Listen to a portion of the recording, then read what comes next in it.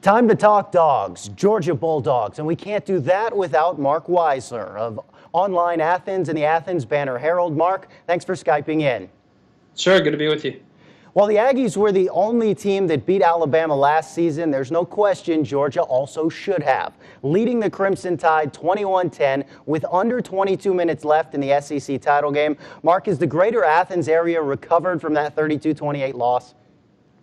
Yeah, I mean, I think the hangover lasted, several months into the off season, and it still lingers with these guys, in the back of their mind. It's motivation, for their off season workouts. It'll be something that'll stick with them until they get back to Atlanta and get a chance to, try to get those 5 yards that eluded them last December. And 12-2 is still a great season, especially in the SEC. But what are our expectations for Mark Richt's Dogs heading into this season? They're very high. I mean, when you've gone to the SEC championship game the last 2 years and you have 10 starters back on offense, if you don't get to Atlanta again, it's certainly going to be a disappointment. And, they really wanted to get their first conference championship since 2005. They want to get to the first BCS title game in the program's history. So, they have national titles, but in the BCS era, they haven't been there before. So, that's definitely the goal to get some rings, I guess.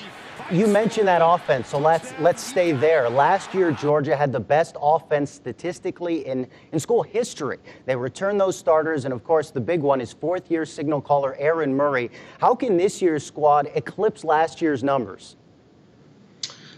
Well, I mean, you would think that with everyone back, that they can go even deeper into the playbook, that Marshall and Gurley, being sophomores, would have even more time to get bigger and stronger. The offensive line, which was the big issue last year, especially in a loss against South Carolina early in the season. They have 5 guys back there. Those guys are gearing up to be able to slow down Clowney and the South Carolina defense. If that offensive line can develop, they certainly have the playmakers that they think they can do big things. And those two running backs, Todd Gurley, Keith Marshall, they gained 2,144 yards. They scored 25 touchdowns last year. And, of course, the best thing in Georgia, when you combine their last names, it sounds like Herschel. So how good can this duo actually be? It sounds like Herschel, and Gershel was the nickname last year, but Todd Gurley, particularly this month during preseason workouts, kind of admitted that he's not really crazy about that name. I think they kind of want to be known for what they do, Todd Gurley and Keith Marshall. So while fans might be calling themselves Gershel, those guys aren't really embracing it very much anymore. But those two guys, again, have big play potential. Gurley, more of a inside the tackles guy. Marshall has the speed to the outside, and Gurley's name will be talked about, like Aaron Murray, as a possibility to get to New York, for the Heisman Trophy ceremony if they can have big years. Okay, so the running backs aren't big on the wordplay. Noted. The schedule makers weren't kind to the men, though, between the hedges. Georgia's first 2 games are at highly ranked Clemson on August 31st, and the following week they host South Carolina, which beat the Bulldogs by 28 last season. Realistically, what record does Georgia have starting week 3? Well, I mean, I think they definitely have the capability of winning both those games, but they also have the capability of splitting them. Even 0-2 is a possibility, especially with the defense being as young as they are. They lost 7 starters to the NFL draft. So to have that potent Clemson offense in week 1 and then South Carolina in week 2 is not going to be an easy task. But they like the talent they have back there. On defense, it's a matter of can these guys really gel as early as they'll need to. And would an early loss maybe end a chance at any BCS title hopes, or maybe not? No, I don't think so. I mean, if you lose to Clemson the first game, you can still run the table in the SEC. You can get to Atlanta, and obviously one-loss teams can get to the BCS championship game. I think if you go 0-2 to start the season, then you're going to be thinking of getting to a fallback bowl game. Your BCS title hopes at that point will probably be smashed. And you mentioned the losses on the defensive side of the ball. There's no bigger loss than NFL first-round pick linebacker Jarvis Jones. How do the Dogs go about replacing him, or can they?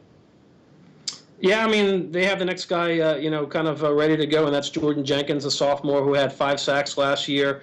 Todd Grantham's defense has had pass rushers that have had double-digit sack totals each of his 3 seasons. Justin Houston, who's now at the Kansas City Chiefs, did it in the first year, and then Jarvis Jones transferred from Southern Cal and was a big-time playmaker. So Jordan Jenkins came here knowing that Jarvis was probably going to leave and he'd be the next guy up, and so this is his opportunity to get after the passer. Now, every season, Georgia seems to have talent, a high ranking, but the last national title, as you said, it came in 1980, 33 years ago. As crazy as it may sound, does 12th-year coach Marc need to win a national title this season to keep his job? No, that's definitely not. I mean, obviously, if he even made the BCS championship game, I mean, that would be something, a step forward that they hadn't done yet. And, certainly, while he was definitely under pressure and his job was in jeopardy a couple of years ago when they went 6-7 and followed that up with an 0-2 start, the heat is definitely off him. I think if he does, if Georgia did start 0-2 and if they ended up, winning 8 games this year, the pressure would be on there again. But it's not a national title or bust scenario, by any, realm of possibility. But this might be their best opportunity, given all the offensive firepower they're going to lose after this year, with Murray and Arthur Lynch and some of the offensive linemen to do it.